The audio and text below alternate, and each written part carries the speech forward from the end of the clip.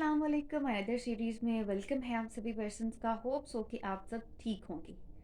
Okay, तो आज हम जो है वो अपनी स्टोरी स्टार्ट करते हैं। आज हमारी सीरीज़ का 7 पार्ट है और जो है वो कंटिन्यूसली हमारी 7 डेज से सीरीज़ चल रही हैं एंड होप्स हो कि हम 15 सीरीज़ तक पहुँचे। आप सब पर्सन्स की सपोर्ट की बहुत नीड है, so kindly do subscribe my channel and more support. देखिए, हम स्टोरी को स्टार्ट करते हैं। इसमें जो है वो ये जो स्टोरी है एक रियल बेस्ड स्टोरी है, ठीक है। और ये इंडिया के एक कस्बे में वाक़या हुई थी। वहाँ पर एक पर्सन रहता है जिसका नाम है रोहित, जो कि इस कहानी का मेन कैरेक्टर है। कहानी को हम शुरू करते हैं। रोहित जो है वो एक 29 साला लड़का है, आदमी है, ठीक है। और वो जो है वो रिक्शा चलाता है। सुबह से लेके शाम तक वो मेहनत करता है और उसी से अपनी ज़िंदगी का जो है वो गुज़र बसर करता है। रोहित की जो है वो एक छोटी सी बेटी होती है और एक उसकी बीवी है, जो अब पूरे घर में रहते हैं। और उन एक रिक्शा चलाता है वो सुबह से लेके शाम तक। सुबह सवेरे वो उठता है, अपने काम के लिए निकल पड़ता है, फिर सारा दिन जो है वो रिक्शा चलाता है और उसी से जो है वो उनका गुज़र बसर हो रहा है, ठीक है। एक दिन जो है वो इसी तरीके से जो है ना वो अपना रिक्शा लेके सुबह-सुबह निकलता है अपने रिज़्क की तलाश में, अपने काम के सिलसिले में निकलता है वो सुबह-सुबह। तो उसको ना यहाँ ना सड़क पर खड़ा एक आदमी नज़र आता है, जो कि बहुत ही सूटेड-बूटेड होके, समझ लें कि एक वेल सेटल्ड आदमी जो है ना वो उसको नज़र आ रहा होता है, अच्छी ड्रेसिंग के साथ। जिसने जो है वो पेंट कोट वगैरह पहना होता है, एक अच्छी-सी वॉच जो है वो उसने कैरी की होती है।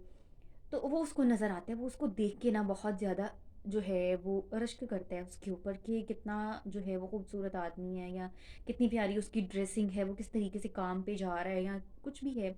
पता नहीं वो कितना रिच है या नहीं है। वो सारी चीज़ें ना उसके दिमाग में चल रही होती हैं। उतने में क्या होता है कि वो आदमी जो है ना वो इसके पास आता है।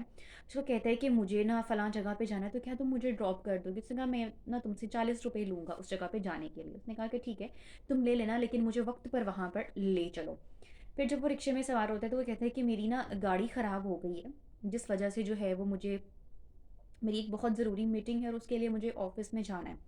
वो चला जाता है। जब वो जितनी देर भी वो रिक्शे में बैठा रहता है ना आदमी, उतनी देर ही जो रोहित होता है ना, वो जो मिरर होता है उसके थ्रू जो है ना वो उस पर्सन को देखता रहता है, उसके ऊपर अपनी निगाह को टिका लेता है। उसी की तरफ देखता है कि उसने कितनी जो है वो अच्छी चीज़ें पहनी हुई हैं, या उसकी कितनी अच्छी ड्रेसिंग है, इस हवाले से। और दिल ही दिल में ख़्याल करता है कि काश मेरे पास भी ये सब कुछ होता, इस तरीके से होता। तो फिर जो है ना वो चला जाता है। आदमी जो है वो उसको किराया दे के चला जाता है, लेकिन फिर भी जो है ना वो सारा दिन उसी की सोच में लगा रहता है। नेक्स्ट डे भी सेम एज़ इट इज़ होता है कि वो जो है ना वो आदमी इससे लिफ्ट लेता, लाइक उसके रिक्शे पे जो है वो ऑटो पे जाता है ऑफ़िस। सेकंड डे भी इसी तरीके से जाता है और रोहित जो है वो सेम उसको ऐसे ही देख रहा होता है। और दिल ही दिल में जो है ना वो ख़्याल कर रहा होता है कि मैं इससे बात करूँ या ना करूँ, क्या करूँ? फिर उसके बाद ना तीसरे दिन भी वो इसी तरीके से जाते हैं। तो ना वो उससे पूछ ही लेता है कि आप क्या काम करते हो?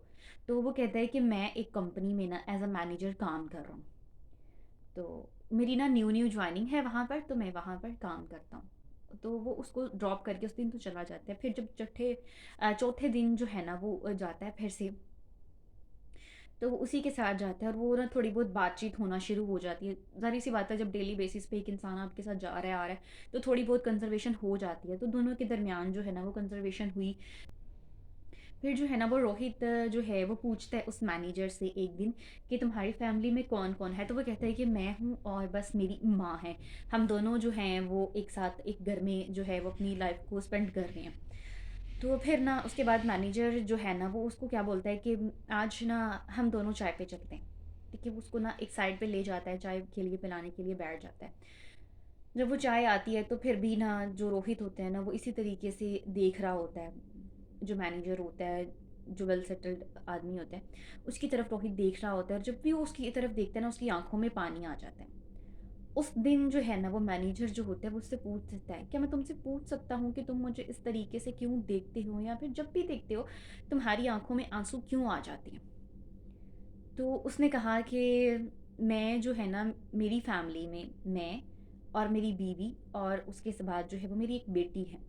मैं जो है वो रिक्शा चलाता हूँ और उसी से जो है वो अपनी गुज़र-बसर करता हूँ, अपनी लाइफ़ को गुज़ार रहा हूँ। तो उसने कहा कि मेरे बाबा जो है ना वो उनकी जो है वो डेथ हो चुकी है और मेरी माँ भी नहीं रही। तो जब मैं छोटा-सा होता था ना तो मेरे बाबा एक फैक्ट्री में जो है वो मुलाज़िम थे। एज़ अ मैनेजर वहाँ पर काम करते थे। और वो मुझे हमेशा जब भी अपने काम से वापस आते तो यही ताकीद करते कि बेटा पढ़ लो, बेटा पढ़ लो, कुछ सीख लो, कोई स्किल सीख लो, तुम काम करो, पढ़ो, अच्छे नंबर लो। लेकिन कहता है कि मैं उस टाइम पे जो है ना, वो उनकी बातों को इग्नोर करता था। मैं हमेशा जितना भी मेरा टाइम होता था वो खेल कूद में गुजार देता था, और मैं हमेशा जो है वो उनकी नाफरमानी ही करता रहा। और मैंने जो है वो एट द एंड क्या हुआ कि उनकी डेथ हो गई, और फिर जो है वो सारी ज़िम्मेदारी रिस्पॉन्सिबिलिटी मेरे पे डल गई। फिर मेरी माँ की भी डेथ हो गई। तो मुझे जो है वो इन्हीं हालात में जो है ना वो मेरी शादी भी हो गई, और मैं सुबह से लेके शाम तक नौकरी की तलाश में जाता था, लेकिन कम पढ़े लिखे होने की वजह से मुझे कोई भी नौकरी नहीं मिली। और मुझे जो है ना वो अब गुर्बत की ज़िंदगी गुजारनी पड़ रही है। मुझे जो है वो अब ये मैंने लोन लेके जो है वो अपना रिक्शा बनाया, और उसको जो है वो मैं अब चला रहा हूँ। तो इसी तरीके से मैं अपनी ज़िंदगी का गुज़र-बसर कर रहा हूँ। मेरे पास जो है वो सिर्फ़ पछतावे के अब कुछ भी बाकी नहीं है। तो जो मैनेजर होता है वो उसको अपनी जर्नी बताता है। कहता है कि मैं जो है वो एक बहुत ही गरीब ख़ानदान से था, एक बहुत ही गरीब फैमिली से था। मेरे वालिद जो थे, या वो उनकी भी डेथ हो चुकी थी जब मैं छोटा-सा था। तभी मेरी माँ और मैं रहते थे, और उन्होंने जो है वो बहुत मुश्किल से मुझे पाला। और फिर उसके बाद जब मैं छोटा-सा होता था, स्कूल जाता था, तो उसके बाद मैं एक वर्कशॉप पे काम किया करता था। जब मैं वर्कशॉप पे काम किया करता था तो उधर से जो मुझे भी कमाई मिलती थी, उससे मैं अपना घर भी चलाता था, और उसके साथ-साथ मैं अपनी एजुकेशन को भी कंप्लीट किया। मैंने जो है वो अपनी डिग्री को भी मुकम्मल किया, मैं पढ़ा लिखा, और फिर जो है वो अल्हम्दुलिल्लाह अभी मुझे जो है वो एक जॉब मिल गई है, जो कि मेरी न्यू जॉइनिंग है, और मुझे जो है वो मैनेजर की जॉब मिली। तो तुम्हें जो है वो अब पछताने की ज़रूरत नहीं है, क्योंकि गया वक़्त कभी भी हाथ नहीं आता। जो मैनेजर होता है ना वो उसको बोलता है कि तुम्हें अब पछताने की क्या ज़रूरत है, गया वक़्त कभी भी हाथ नहीं आता, ठीक है? तो इसमें जो है वो हमें क्या सबक मिलता है कि जो भी चीज़ एक टाइम पे होनी चाहिए, ठीक है? जब वो नहीं होती तो फिर उसके बारे में हम सिर्फ़ और सिर्फ़ रिग्रेट ही कर सकते हैं, कि कोई भी चीज़ है, किसी भी किस्म की है, वो ऑन द टाइम ही अच्छी लगती है। आप नमाज़ की ही जो है वो मिसाल लगा लें, कि अगर हम नमाज़ पढ़ते हैं, वक़्त पर अदा करते हैं तो हमारी कबूल होती है। अगर हम उसको क़ज़ा करके पढ़ेंगे या फिर उसको ताख़ीर से पढ़ेंगे तो उस नमाज़ का उतना सवाब नहीं होता, ठीक है? तो फिर बाद में हमारे पास पछतावे के कुछ नहीं रहता। यही टाइम है आपके पास, आप जो हैं वो इस टाइम को इन्हेंस करें, अपनी स्किल्स को इन्हेंस करें। जो भी आपके पास अपॉर्चुनिटी आती है, एजुकेशन है आपकी, या कोई भी मैटर है लाइफ का, अगर आपके पास इस टाइम मौजूद है तो आप उसको करो, ना कि अपनी लाइफ को फजूलियात में गुजार दो, ताकि बाद में तुम्हें रिग्रेट रहे, ठीक है?